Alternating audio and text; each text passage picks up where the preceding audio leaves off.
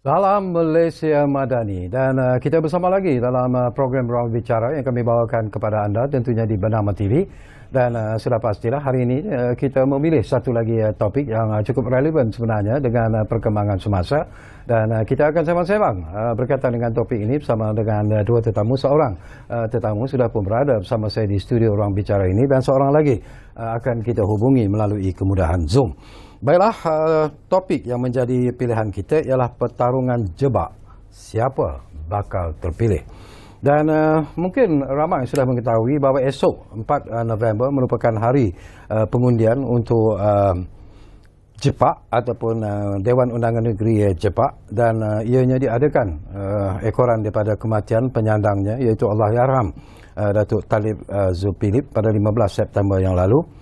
Dan sudah tentulah banyak perhatian ditumpukan kepada Dewan Pengundian ataupun hari mengundi di Dewan Undangan Negeri PRK DUN N67 di JEPAK Sarawak. Baiklah, tetamu yang berada di studio bersama dengan saya. Lama tak berjumpa sebenarnya dengan tetamu ini. Jadi selamat datang semula kepada yang berbahagia Datuk Profesor Dr. Jayum Anak Jawan yang merupakan Profesor Sains Politik Universiti Putra Malaysia ataupun UPM dan Datuk juga merupakan Fellow di Akademi Sains Malaysia. Jadi Tok, apa khabar? Baik, terima kasih Datuk Zakawi. Bila balik semula ke Kuala Lumpur ni? Sejak bulan 3.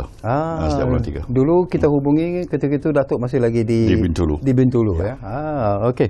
Dan seorang lagi tetamu yang akan kita hubungi seperti yang saya katakan melalui kemudahan Zoom iaitu yang berbahagia Profesor Madya Dr. Awang Azman Awang Pawi yang merupakan penganalisis sosiopolitik di Universiti Melaya. Jadi Prof, apa khabar?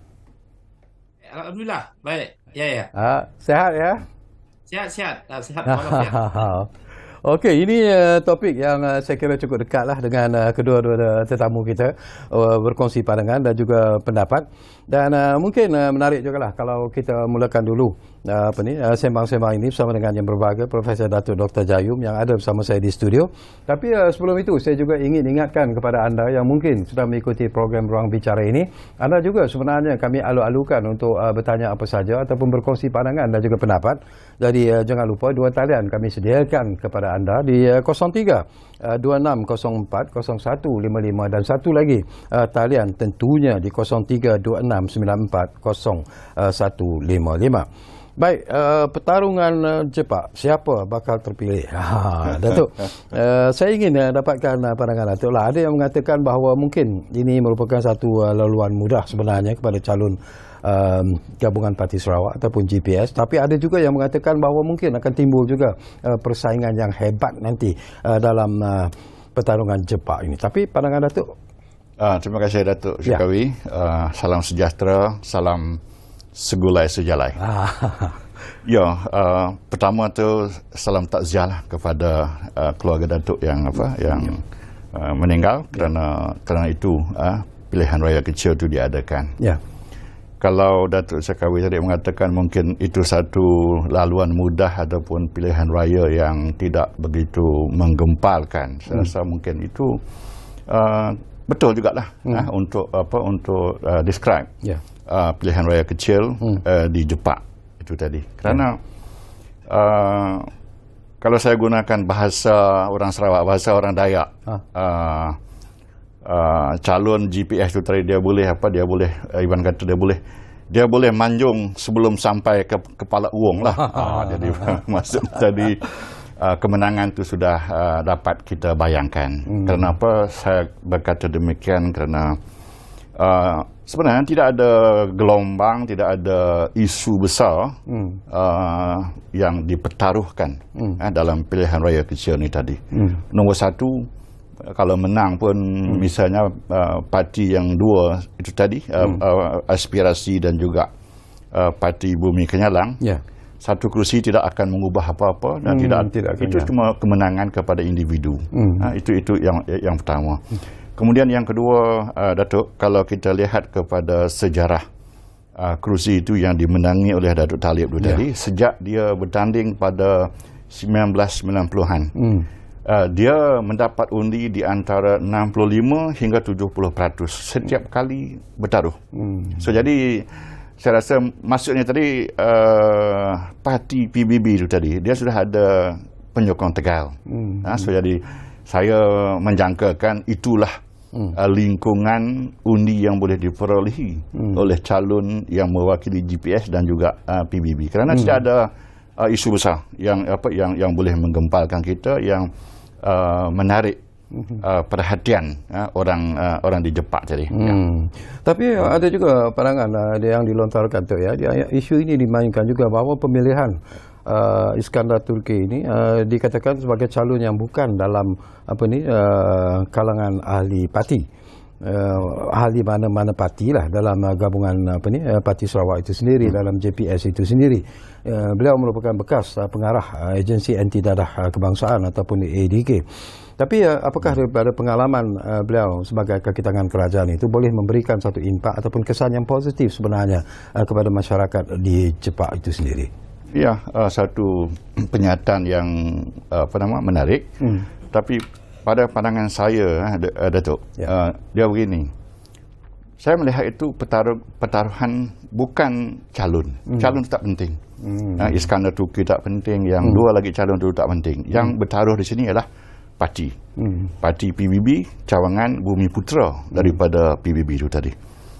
Yang mewakili GPS lah. Dan kemudian aspirasi dan juga parti Bumi Kenyalang. So jadi tiga parti ini tadi, tiga parti yang bertaruh. Jadi mana yang dapat mengemukakan mesej yang mereka itu tadi akan membawa suatu keuntungan, satu kemajuan, sesuatu yang baik untuk masyarakat.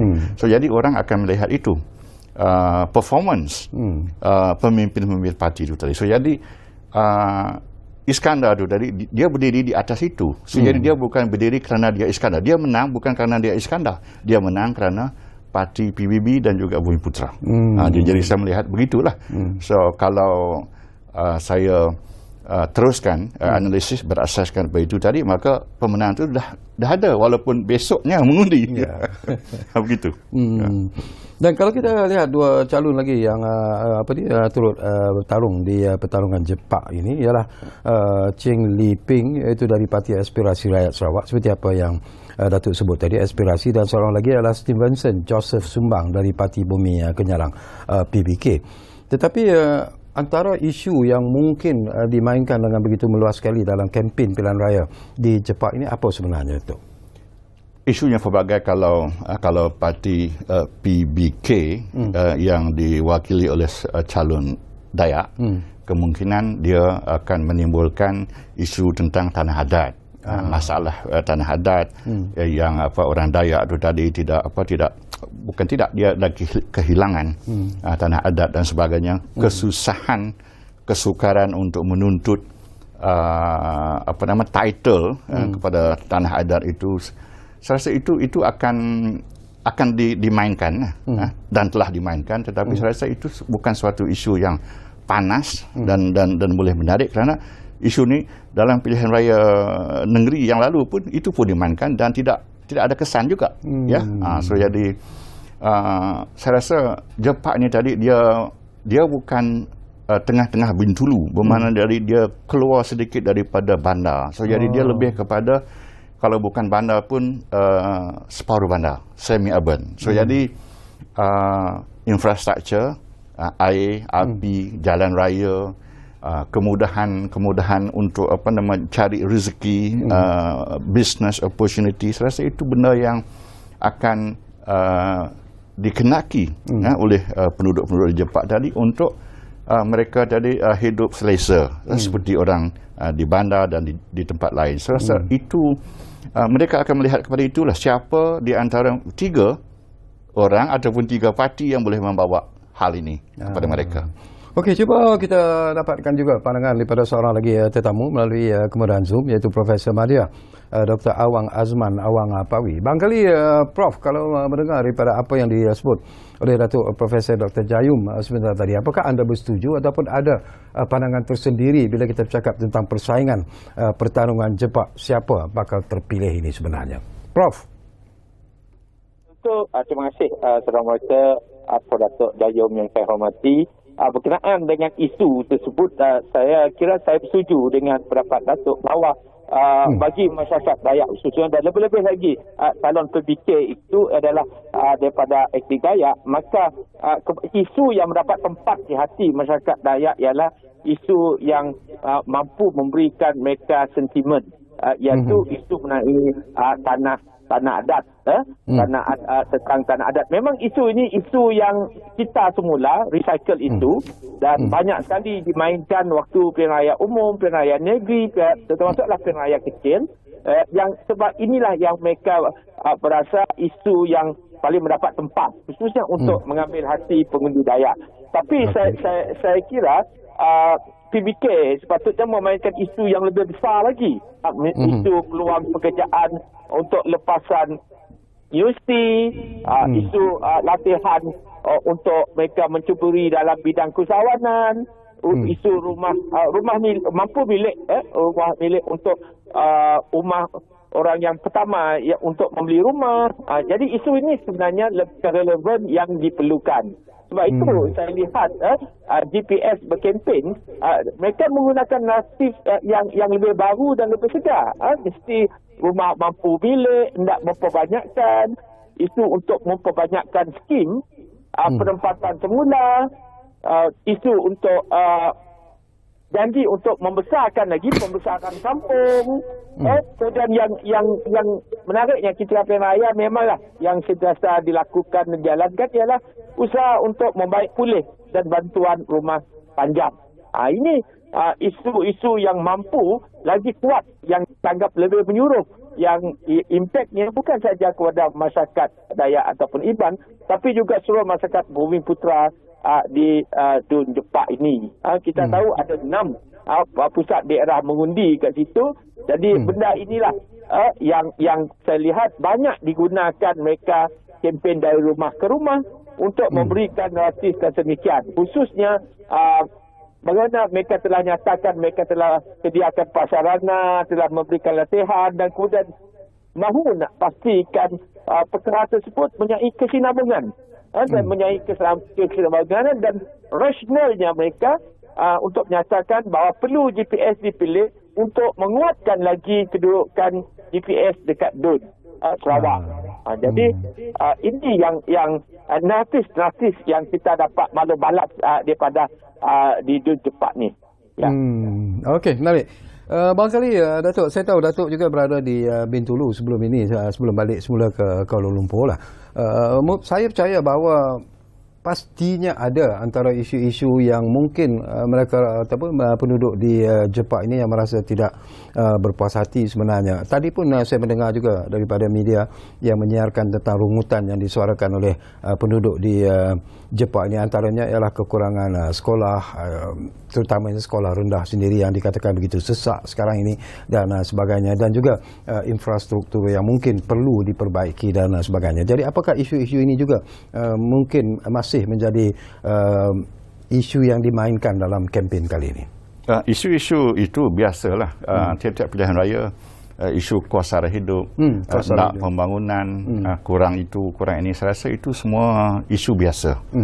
Tapi kita kena melihat bahawa tingkah laku pengundi, dia ada pola dia. Jadi pola dia adalah pola pengundian etnik.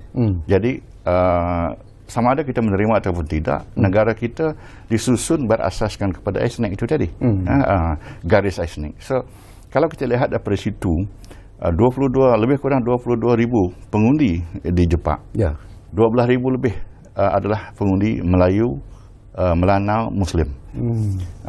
Orang Iban, Dayak lebih kurang dalam 7-8,000. Dan yang Cina yang ketiga besar tadi. So jadi berasaskan kepada hubungan pengundi ataupun masyarakat. Dia lebih terikat kepada parti. Kalau Melayu, Melanau, Muslim, dia lebih terikat kepada PBB. Kerana tidak ada saingan. Parti PBB Bumi Putra tidak ada saingan di Sarawak, di semua kawasan. Tidak ada. Kalau PBB turut, maka sesiapa saja diangkat sebagai calon itu dah pasti menang. Itu hakikat daripada 1970-an. So jadi bila saya mengatakan bahawa esoknya Iskandar akan menang kerana pola yang sedemikian sejak 1970-an tadi. Yang goncang-goncang tadi ialah kawasan Dayak, kawasan Cina, kesini ke sana, dia pasang surut di antara misalnya SCPP, DAP, Dayak tadi dia pecah banyak tempat, pasang surut tu terlalu banyak tempat. So, jadi itu adalah pengaruh utama kepada pengundian, pola pengundian. Jadi Jepak itu adalah Melayu, Melanau, Muslim, kawasan dia.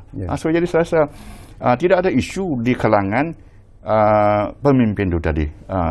Melayu, Melanau, Muslim, saya rasa dia melihat memang high respect for Abang Johari, ketua dia, yang telah banyak menyusun pembangunan berbentuk agak ke depan lah, hidrogen lah, green economy lah, sekarang pula perluasan pendidikan dan sebagainya. So jadi saya rasa siapa lebih baik daripada dia. So jadi mengundi PBB itu mengundi dia. So jadi itu yang saya sebut tadi, pertaruhan itu bukan individu. Pertaruhan itu adalah PBB lawan aspirasi lawan PBK. So jadi kalau kita lihat Datuk Syakawi, banyak orang besar-besar semua turun. Menteri Persekutuan pun turun, Menteri Sarawak pun turun, orang-orang yang ternama pun turun di Jepak. Saya rasa itu pun sudah satu tarikan yang besar. Jadi big names, big figure coming down to tell the people that this is the choice that you have untuk kekal membawa Jepak membangun bersama kawasan-kawasan lain. Saya rasa mesej itu jelas. Jadi saya melihat itulah. Ada lagi satu lagi tarikan yang besar, tapi saya akan kemukakan kemudian. Cuba kita dapatkan juga pandangan daripada Profesor Maria. Kalau kita lihat daripada penyandangnya dulu, iaitu Allahyarham Datuk Talib Zulkifli. 6 penggal sebenarnya dia menguasai kerusi Dewan Undangan Negeri Jepak ini, dan dia telah pun meninggalkan kesan ataupun impak yang cukup mungkin menggembirakan rakyat di Jepak. Jadi apakah itu juga merupakan satu lagi kekuatan yang mungkin akan memberi satu kemenangan yang bukan kita anggap mudah tapi selesa sebenarnya untuk gabungan GPS ini, iaitu kepada calon Iskandar? Kalau kita lihat yang ditinggal oleh penyandang itu dulu, saya kira asas-asas pembangunan itu sudah ada. Asas, kemudian di peringkat pertengahan itu sudah ada. Tadi saya kata tentang skim ketempatan semula, kawasan kampung baru dan sebagainya, kemudahan infrastruktur memang ada. Tetapi isunya sekarang ialah bagaimana usaha tersebut dapat dipertingkatkan. Memang dari segi saya memang setuju, ini adalah perlawanan antara parti dengan parti lain, bukannya individu, sebab individu saya lihat kurang menonjol dalam hubungan ini. Saya ingat parti ini lebih banyak disebut.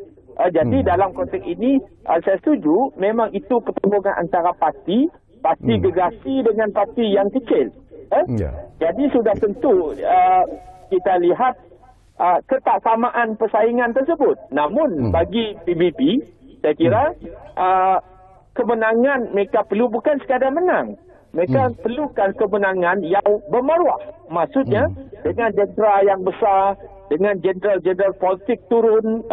Saya lihat ada menteri pusat, menteri penuh daripada persekutuan, timbalan menterinya, kemudian elit politiknya, tokoh politik besar-besar turun. Saya kira mereka mengharapkan undi jauh lebih baik daripada penyandang sebelum ini. Malah sudah tentu mereka mengharapkan peratusan mengundi juga. Kalau dulu sekitar 63%, sekarang ini mereka nak kalau boleh lebih daripada itu. Ini cabarannya. Memang atas kertasnya kita tahu bahawa dijangka menang ini ialah PBB ataupun GPS. Namun sejauh mana mereka nak menang besar itu persoalannya.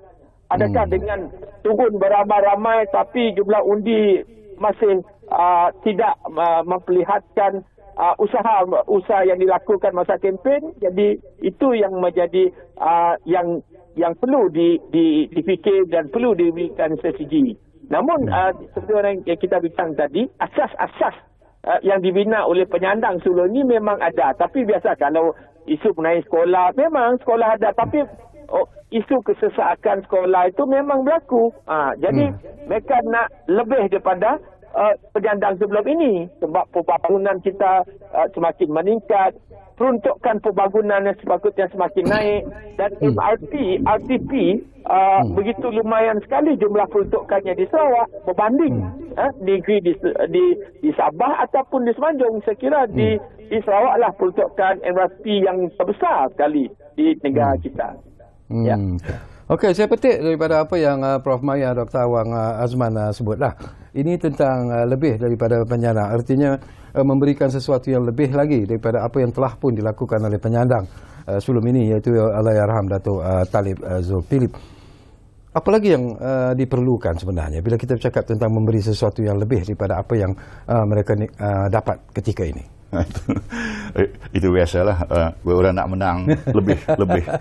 Dan kalau kita lihat pun GPF pun dah menang lebih dah, landslide dah, negeri kalah satu pun tak mengubah kedudukan, tak mengurangkan landslide itu tadi. Tapi betul lah, kalau semua orang dah turun, undinya masih dalam lingkungan 65 hingga 70%, jadi bermakna tadi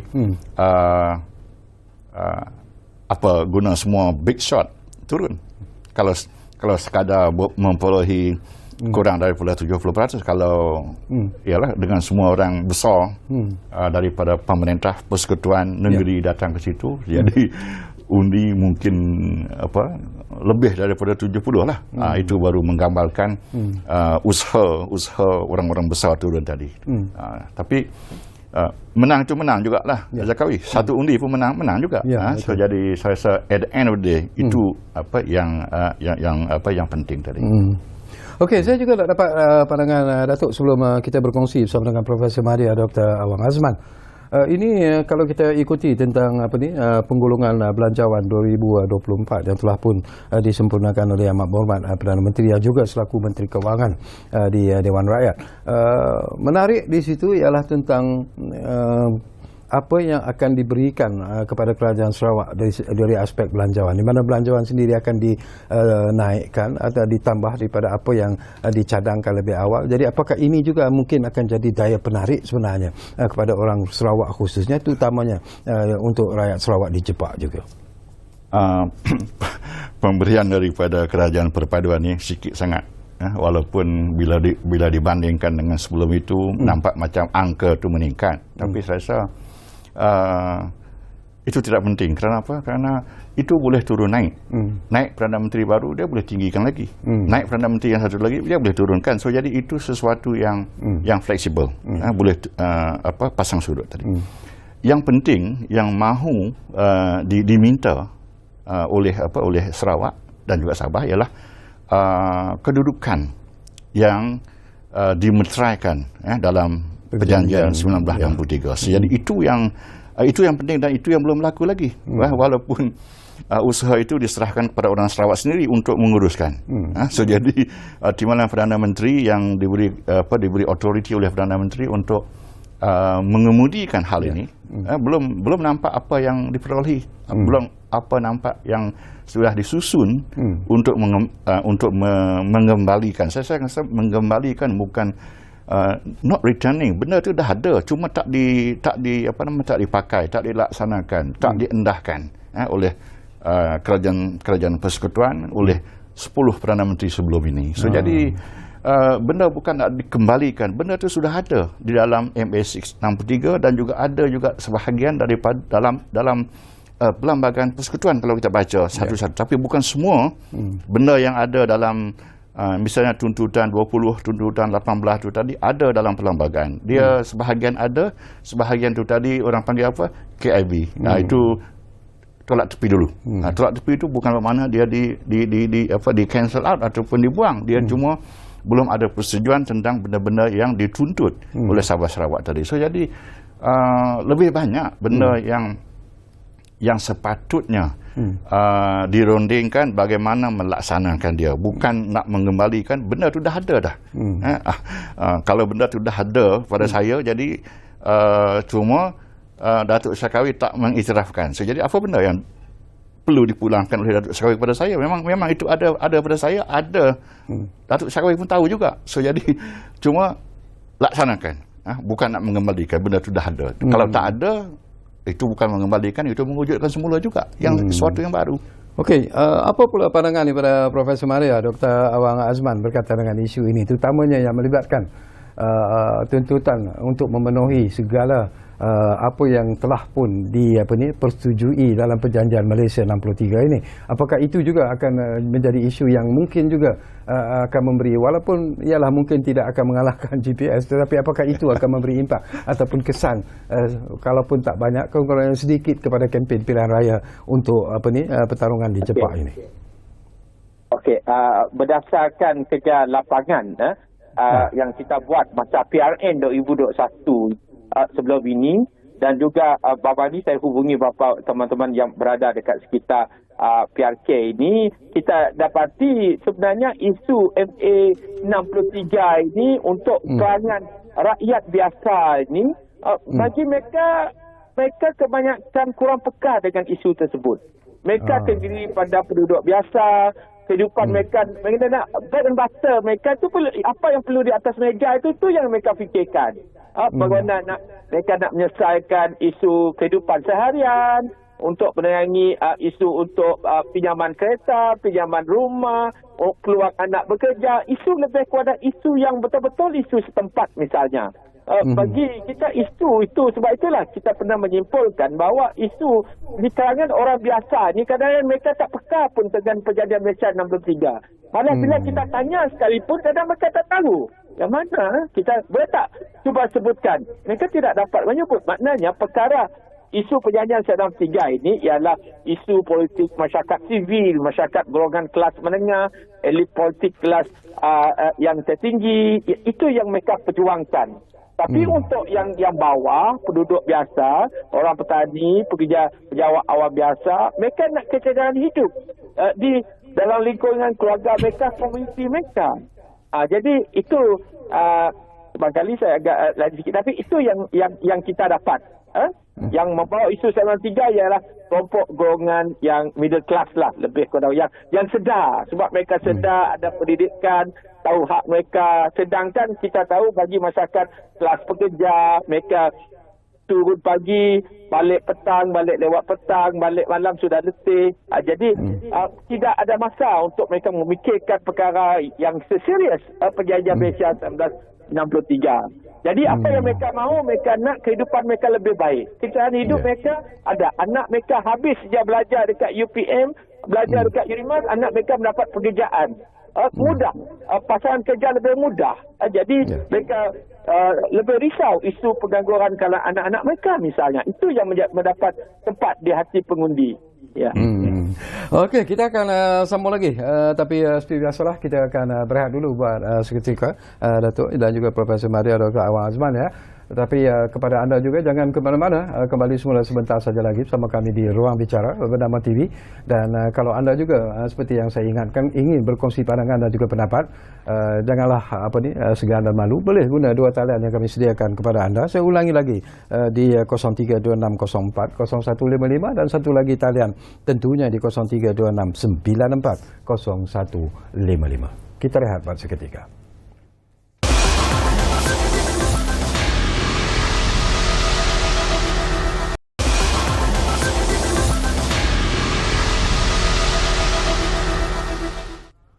Baiklah, kita kembali semula ke ruang bicara. Sebelum itu, saya juga ingin ingatkan kepada anda bahawa hari ini juga, sebenarnya malam ini juga, berlangsungnya pelepasan bantuan kemanusiaan Ops Ihsan ke Gaza, Palestin. Dan ianya berlangsung dari KLIA Security Post ketiga.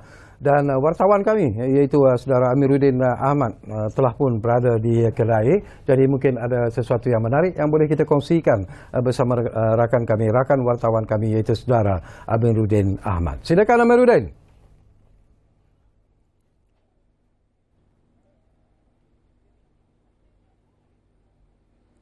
Ya, Syakawi, ketika ini kerja-kerja mengangkut kontena bantuan untuk rakyat Palestin masih lagi dijalankan di Terminal Kargo KLIA, yang mana penghantaran pertama 20 tan pelbagai barangan bantuan kemanusiaan menerusi Op Ihsan ini dijangka berlepas ke Kairah pukul 10 malam ini. Pesawat kargo yang disewa khas oleh kerajaan Malaysia ini juga dijangka tiba pada pukul 12.30 tengah hari esok waktu Malaysia, yang mana akan diserahkan kepada Bulan Sabit Merah Mesir untuk dibawa masuk menerusi sempadan Rafah sebelum disalurkan kepada penduduk Gaza melalui Persatuan Bulan Sabit Merah Palestin. Penghantaran pertama ini membekalkan barangan seperti perubatan, barangan bayi dan keperluan lain seperti makanan, sementara penghantaran bantuan lain pula akan menyusul kemudian.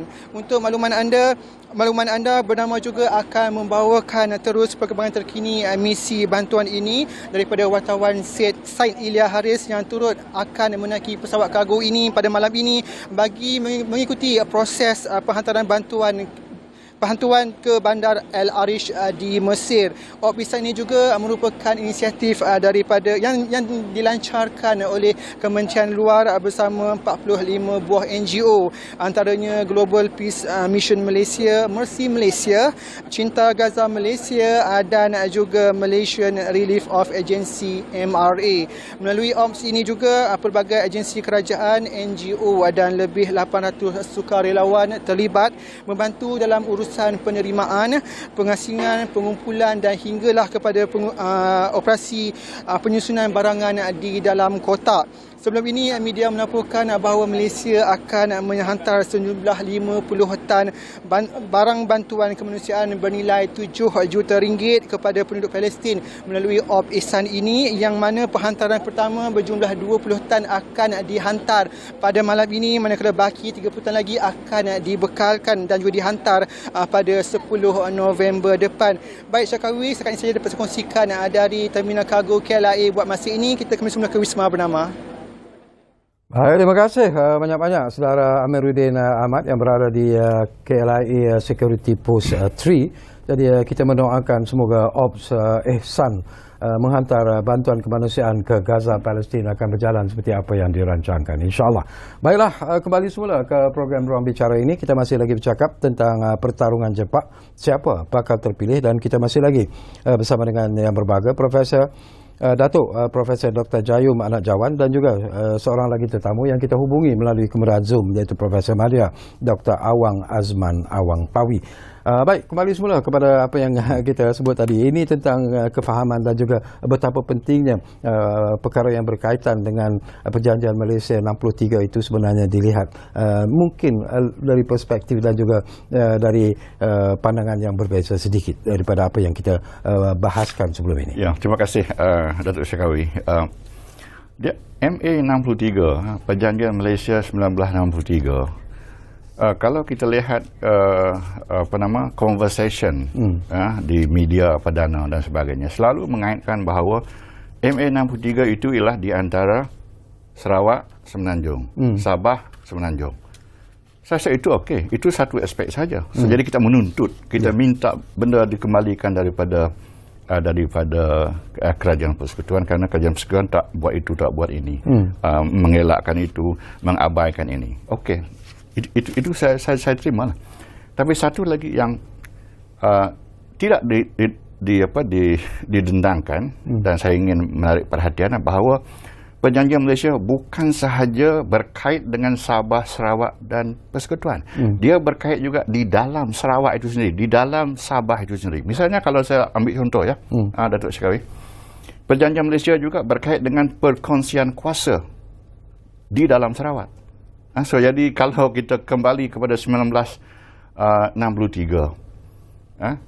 Tun juga nak diangkat sebagai Gubernur, sedangkan Kalung Ningkan diangkatkan sebagai Ketua Menteri. Tunku Abdul Rahman kata tak bolehlah, kongsi kuasa itu satu kena lepaskan kepada orang Melayu ataupun orang Islam. Jadi sebab itu juga tak jadi. Gubernur dia diberi kedudukan sebagai Menteri Persekutuan, sebagai orang kata compensation lah, tak jadi Gubernur tadi. So jadi itu bagus. Melayu Dayak berkongsi kuasa dengan Cina.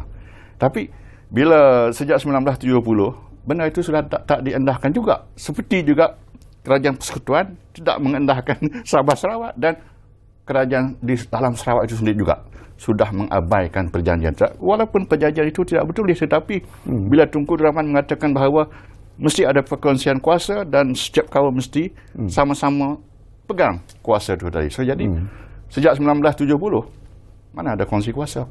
Satu kaum saja yang mendominasi. Sebab itu satu daripada isu yang sering digunakan oleh puak-puak tertentu lah untuk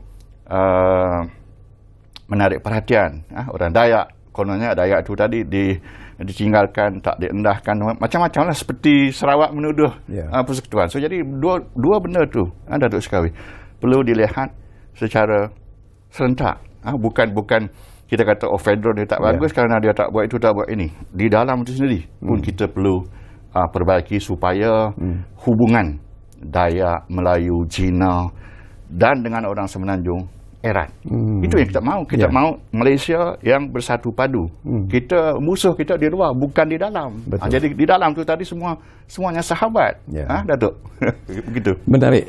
Dan sesungguhnya lah kita juga tertarik hati dengan kenyataan yang dikeluarkan oleh Ahmad Berhormat Perdana Menteri yang mengatakan bahawa kerajaan perpaduan akan memberikan satu tumpuan yang lebih serius sebenarnya dalam usaha untuk memenuhi segala apa yang tercatat dalam perjanjian Malaysia 63 itu, dan kita harap itulah yang akan dilakukan oleh Ahmad Berhormat Perdana Menteri, dan saya percaya itu jugalah yang akan diperjuangkan nanti oleh kerajaan Sarawak, kerajaan Sabah dalam usaha untuk memenuhi segala apa yang dijanjikan. Tapi saya difahamkan kita dah pun ada pemanggil di talian sekarang ini. Ridwan dari Pulau Pinang sudah pun bersiap sedia di talian kita. Assalamualaikum Tuan. Waalaikumsalam. Ya. Assalamualaikum Tuan Sekali dan dua ahli panel. Waalaikumsalam. Tadi saya dengar tadi ahli panel ada sebut mengenai MA63. Tapi mengenai isu MA63 saya ada bertemu bual dengan orang Sarawak. Saya cakap patutnya ahli-ahli politik terangkan apa isu yang telah berjaya kepada rakyat. Sebab rakyat ni dia tak tahu apa yang telah berlaku dan apa keputusan yang telah diambil. Itu isu yang pertama. Apa sepatutnya ahli akademik ke orang politik ke terang pada rakyat apa yang berlaku di dalam isu MA63 ni. Tetapi ahli politik dia bersembang di dalam Dewan Rakyat, dia balik dia tak ceritakan kepada rakyat. Itu yang pertama. Yang kedua tadi yang mengenai isu politik GPS. Saya tengok GPS memang boleh menang sebab parti dominan. Kan, parti dominan. Tetapi mengenai pengundi 18 tahun ni kita nak tahu pengundi 18 tahun seperti Semenanjung dia orang akan beralih arah sebab media sosial ni dia merebak ke mana-mana. Betul minta ahli panel ulah dalam ni. Terima kasih. Wassalam. Baik, terima kasih banyak-banyak Ridwan dari Pulau Pinang. Menarik juga. Barangkali persoalan yang kedua itu saya nak sentuh dulu bersama dengan Profesor Mahdia Dr. Awang Azman Awang Pawi. Ini berkaitan dengan pengundi-pengundi muda, dan isu pengundi muda ini pun menjadi isu yang cukup menarik setiap kali pilihan raya diadakan. Tak kira lah sama ada pilihan raya umum ataupun pilihan raya negeri sendiri. Tapi untuk kawasan Jepak itu, apakah pengundi-pengundi muda ini juga dilihat ataupun dijangkakan akan memberi impak ataupun kesan sebenarnya kepada keputusan nanti? Memang jumlah pengundi muda itu kalau kita letak bawah belia 18 hingga 30, jumlah mereka sangat begitu signifikan dalam PRK ini, dan ada kebanyakan mereka juga terdiri pada pengundi pertama. Persoalannya sekarang besok adakah mereka turun mengundi? Yang kedua, apa motivasi mereka untuk turun mengundi tersebut? Yang ketiga, apakah isu yang mereka dapat akses sama ada di media sosial ke atau dari ibu bapa mereka mempengaruhi undi mereka? Ini menarik untuk kita kaji. Misalnya kalau dalam PRN 6 PRN yang lepas kita lihat kalau di Semenanjung undi muda itu banyak beralih kepada parti yang bersifat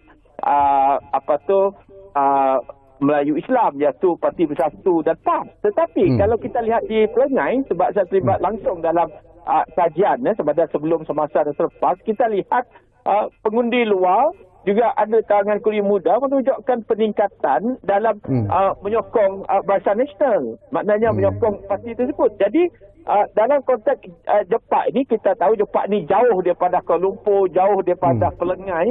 Jadi ini ditentukan oleh sejauh mana kejayaan kempen-kempen ada oleh PPK ke aspirasi ataupun PBB itu memainkan peranan penting, boleh turn over mereka punya sikap dan pendirian. Mereka dapat mempengaruhi itu juga. Kalau mereka sejauh mereka yang dipengaruhi itu turun pergi mengundi besok. Okey, tapi anak-anak belia ni kan, ada anak belia ni kadang-kadang dia buat alasan juga tak mengundi sebab mereka bekerja mana? Bekerja dekat McDonald, mereka bekerja dekat pasar raya, jadi tak ada ruang untuk mengundi. Adakah itu alasan atau bagaimana, tak tahu. Tapi itulah peranan NGO perlu menggalakkan golongan ini mengundi. Walaupun ada yang kata golongan pengundi ini kalau undi 18 belum matang tak apa. Kalau kita tunggu mereka matang sampai bila, sedangkan ada negara dunia lain umur 16 tahun pun dah pergi mengundi. Jadi ini isunya, sejauh mana ayunan undi muda ini dipengaruhi oleh kempen oleh ketiga-tiga pihak tersebut. Sudah tentu kita lihat dengan kapasiti yang besar, mekanisme yang besar, jadinya PBB GPS ini lebih banyak. Sepatutnya mereka dapat mengaut sebanyak undi, menerokah undi muda tersebut. Tapi kita tak tahu apakah langkah yang dilakukan aspirasi dan PBK pula. Sejauh mana? Yalah, kita tahu di segi kempen mereka, di jumlah jentera mereka lebih kecil, tentu keupayaan tersebut agak kurang. Tapi kita nak lihat sejauh mana kejayaan kempen yang hingga ke 12 malam ini berjaya menurunkan anak muda, itulah petandanya. Sama ada pengundi muda berpuas hati dengan kerajaan ada, berpuas hati dengan parti yang bertanding sebelum ini dijepak atau bagaimana. Okey. Saya juga nak tanya satu persoalan sebenarnya, tapi persoalan yang dibangkitkan oleh pemanggil kita tadi, saya nak tujukan kepada Datuk Profesor Dr. Jayum. Tapi saya nak tanya Profesor Maria Datuk Awang Azman terlebih dahulu bila you sebut tentang pengundi-pengundi muda ni. Saya pun nak tahu juga ramai tak pengundi-pengundi yang berasal daripada Jepak ini, yang berada di luar Jepak, yang berada di Semenanjung misalnya, ataupun di kawasan-kawasan yang mungkin dianggap jauh untuk mereka balik dan sebagainya. Ramai tak sebenarnya jumlah pengundi-pengundi yang berada di luar Jepak tu? Saya kira jumlah itu nak kata majoriti ramai itu taklah teramai. Kalau setakat tidaklah sampai 3,000 sedemikian. Kalau kita anggarkan dari segi kasar yang pergi ke UNIMAS, pergi ke UMS atau Universiti ke Semenanjung, jumlah dia pengundi Jepak taklah sampai mencecah 1,000 ke atas. Saya tak jangka begitu ramai. Tapi ramai mereka juga berada dekat kawasan tersebut. Okey. Menarik. Kembali semula kepada persoalan yang dibangkitkan oleh pemanggil kita tadi, Datuk ya. Ini sekali lagi berkaitan dengan MA63 lah. Yalah, dia mungkin merasakan sesuatu yang benar juga sebenarnya. Penerangan yang mungkin lebih jelas harus disampaikan sebenarnya kepada rakyat Sabah secara keseluruhannya, mungkin dalam bentuk dan bahasa yang lebih mudah supaya mereka memahami sebenarnya apakah kepentingan Sarawak dan juga Sabah itu dalam MA63. Apakah ini perlu dilakukan oleh orang-orang seperti Datuk ahli politik dan profesor dan sebagainya tu? Orang politik kita tak boleh harapkan. Dia mempolitikkan apa sahaja. So jadi yang penting tentang Malaysia Agreement itu tadi ialah itu adalah satu dokumen, satu perjanjian yang menubuhkan membawa tiga wilayah menjadi satu negara baru. Sabah, Sarawak, Malaya, dan of course ketika itu keempat tu Singapura lah, sebelum Singapura meninggalkan kita 3 tahun kemudian. So jadi tanpa adanya MA63 tidak ada Malaysia. So jadi itu hakikat dan itu yang amat penting. Tapi MA63 Datuk Syakawi, yang bagi saya yang penting ialah MA63 itu tadi adalah satu kesepakatan membawa orang Malaya, orang Sabah, orang Sarawak ke dalam sebuah negara, dan semua tuntutan, semua kerisauan orang Malaya, orang Sabah, orang Sarawak, semua itu tadi diambil kira. Ada yang boleh boleh dilaksanakan serta-merta. Ada yang tak boleh, itu yang tolak ke tepi dulu. Kita bergabung dulu, kita menjadi satu negara. Masalah lain tu tadi kita runding kemudian. So, jadi itu janji bapa-bapa Malaysia, bapa-bapa kemerdekaan tadi. So jadi itu janji itu bagus. Dia kata akomodasi lah, tolak ansur lah, menang-menang lah. So jadi saya rasa itu nilai-nilai murni, nilai-nilai yang bagus, yang seharusnya menjadi pegangan setiap siapa yang menjadi Perdana Menteri lah. Of course lah, Perdana Menteri itu tak akan lari daripada orang Melayu di Melaya, bukan di Sabah, bukan di Sarawak. Kita harap satu hari boleh juga lah, boleh diterima juga. So jadi itu dia tadi. So jadi perkongsian tu tadi, kalau Sabah Sarawak tu tadi, kita sudah accommodate. Minyak pun kita dah bagi Melaya. Habis highway di sini sana 3-4 tingkat kalau pergi ke Ceras tadi. Sarawak baru nak buat Pen Borneo. So jadi saya rasa benda-benda seperti itu harus menjadi satu perhatian penuh oleh pemimpin-pemimpinnya. Saya rasa bukan Sabah Sarawak itu menuntut lebih dan luar biasa, tetapi infrastruktur yang ada di sini tidak ada di sana. Tapi sekarang ni dah nak ada lah. Datuk Sekawi dah Pen Borneo itu sudah, saya rasa selalu juga saya pergi Miri, Bintulu, Sibu semasa saya di memang selesa tu, memang selesa lah, walaupun ada lubang sikit sana itu akan dibaiki kemudian. Tetapi umumnya dah ada daripada Teluk Melano sampailah Kak Brunei itu tadi. So jadi saya rasa itulah yang ditunggu 60 tahun. Jadi dah sampai, so jadi tak adalah nak marah sangat. Ada lagi, tapi taklah marah macam dulu. Ya. Okey. Makali Pelin Dr. Abang Azman, saya juga nak mendapat pandangan anda lah. Kalau kita lihat pada kestabilan politik yang kita nikmati sekarang ini, dan di Sarawak sendiri pun tak boleh dinafikan bahawa kepimpinan Premier Sarawak Tan Sri Abang Johari sebenarnya memberikan satu kesan yang cukup positif dalam pembangunan negeri Sarawak itu sendiri, dari segi perpaduan rakyat Sarawak itu sendiri. Jadi apakah ini sebenarnya menjadi tiket yang cukup akan memberi kelebihan sebenarnya kepada pilihan kecil di Jepak, dan mungkin jugalah akan meletakkan GPS ini sebagai satu gabungan parti-parti yang begitu utuh, begitu kukuh di Sarawak ketika ini? Ya, dari satu segi kita lihat kekuatan Premier ini memang dilihat kepimpinan yang berada di Barisan Harapan dalam di segi pendirian, sikap dan juga peranan mereka sebagai menjadi kuasa penentu, kuasa penstabil dan sebagainya. Ini merupakan satu kelebihan, dan kebetulan pula di semenanjung politik dia kucak-kacir. Di semenanjung pula politik mereka tidak ada keharmonian. Jadi apabila parti-parti yang dulu besar seperti UMNO, Barisan Nasional dilihat berpecah, ada masuk bersatu dan sebagainya, ini memberikan kelebihan dari satu segi, memberi ruang kepada Sarawak, memberi ruang kepada GPS supaya mereka tidak mengganggu isu-isu yang di Sarawak. Malah ketika ini GPS ataupun kepimpinan GPS yang sentiasa memberi tekanan kepada Putrajaya untuk mereka mendapat sesuatu yang lebih baik, kerana situasi politik di Semenanjung yang tidak kuat.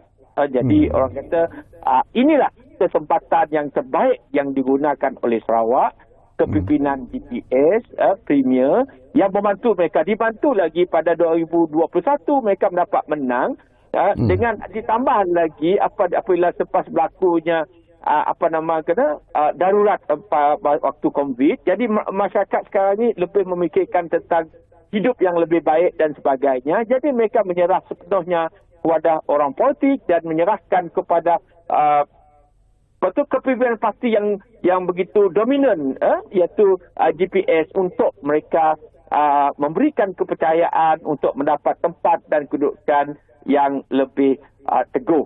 Jadi ini dilihat oleh penduduk Sarawak bahawa Premier ini merupakan sesuatu pemimpin besar yang perlu disokong. Sebab faktor inilah, faktor KL tidak kuat. Kalaulah di Semenanjung mereka menguasai kursi lebih daripada 100 lebih, saya kira mereka tidak akan layan permintaan GPS. Jadi dengan inilah, dengan ruang yang ada, saya kira mungkin juga GPS dalam keadaan tergesa-gesa ini untuk memastikan tuntutan-tuntutan itu dapat mereka manfaatkan untuk pembangunan di Sarawak sebelum politik di semenanjung Malaysia stabil dan bertambah lebih baik berbanding 5-6 tahun yang dulu. Jadi kesempatan inilah yang menyebabkan kepercayaan pengundi Sarawak, lebih-lebih lagi dengan penggunaan politik etnonisme, menggunakan isu kewilayahan untuk mendapat tempat di hati rakyat Sarawak ini, menyebabkan lebih popular lagi GPS. Sehingga Kedah pun terikat juga dengan politik bersifat etnosentrik begitu. Ya. Okey, kita di penghujung sebenarnya Datuk, tinggal lebih kurang 2 minit saja lagi, kalau tak silap saya. Tapi di penghujung inilah sesuatu yang penting dan menarik jugalah nak kongsikan pandangan bersama dengan Datuk. Yalah, anak Sarawak telah pun dilantik sebagai timbalan Perdana Menteri yang kedua, dan ini sudah pastilah merupakan sesuatu yang cukup hebat dan menarik sebenarnya, dan ianya seolah-olah membuka satu pintu yang mungkin lebih luas bagi rakyat Sarawak sendiri mendapat layanan-layanan lebih baik daripada kerajaan perpaduan khususnya. Jadi apakah ini merupakan satu lagi bonus sebenarnya bila kita bercakap tentang pertaruhan jepak ini sebenarnya? Itu satu langkah yang baiklah untuk inklusiviti, untuk berkongsi. Tak pernah 9 Perdana Menteri sebelum ini tak pernah menawarkan Sabah ataupun Sarawak jabatan timbalan Perdana Menteri, walaupun itu nombor 2 tapi simboliknya amat baik, menunjukkan kesediaan untuk bekerjasama, kesediaan untuk berkongsi kuasa. So, jadi kita mengharapkan bahawa perkongsian kuasa itu tadi bukan berhenti di situ. Dia kalau Inggeris kata dia permeate, dia menurun kepada pelbagai peringkat bawahan, kepada kementerian, kepada jabatan, kepada masyarakat tadi. So, jadi itu suatu yang baik, membawa 2 ataupun 3 orang berkongsi. So, jadi kita tak boleh duduk tinggal bersorangan, Datuk Sekawi. Kita perlu berkawan, kita perlu bekerjasama. Apa yang saya tak boleh mungkin Datuk Sekawi boleh. So, jadi saya boleh dapat itu daripada Datuk Sekawi, dan Datuk Sekawi boleh belajar juga dapat apa yang saya ada, yang Datuk tak boleh tak boleh buat. So, jadi itu akan mengeratkan hubungan di antara kelompok tadi. So, jadi kita mesti pandai mengurus keluarga kita sendiri, keluarga Malaysia dulu, sebelum kita boleh menyarankan kepada orang lain buat itu, buat ini, ikut cara kita dan sebagainya. So, jadi leadership itu tadi dia bermula dalam keluarga, dalam keluarga sama ada keluarga kita, keluarga besar, dan apa dan sebagainya. Kerana bagaimana saya boleh mengharapkan Datuk Sekawi boleh menguruskan keluarga saya kalau Datuk Sekawi tak boleh menguruskan keluarga sendiri. Jadi itu dia bermula dari situ. Okey. Baik, terima kasih banyak-banyak kepada Datuk Profesor Dr. Jayum Nakjawan. Setinggi-tinggi terima kasih juga kepada Profesor Madya, Dr. Awang Azman Awangpawi kerana sudi bersama kita di program Ruang Bicara ini. Masa mencemburui kita sebenarnya, jadi kita terpaksa berpisah di sini. Tetapi sebelum kita berpisah, saya ingatkan lagi kepada rakyat Malaysia, dan kita merasa bangga dengan pelepasan bantuan kemanusiaan Ops Ihsan ke Gaza, Palestin yang kita ikuti secara langsung sebentar tadi, dan kita mendoakan semoga sahabat-sahabat kita, ialah keluarga kita yang berada di Palestin ini sentiasa akan diberi perlindungan oleh Allah Subhanahu Wa Taala daripada kekejaman Israel, dan kita mendoakan semoga segala bantuan yang diberikan itu akan meringankan kehidupan rakyat di Palestin ketika ini. Jadi seperti yang selalu kami sebut, dari sungai ke senggara, Palestin tetap merdeka. Kita jumpa lagi. Terima kasih.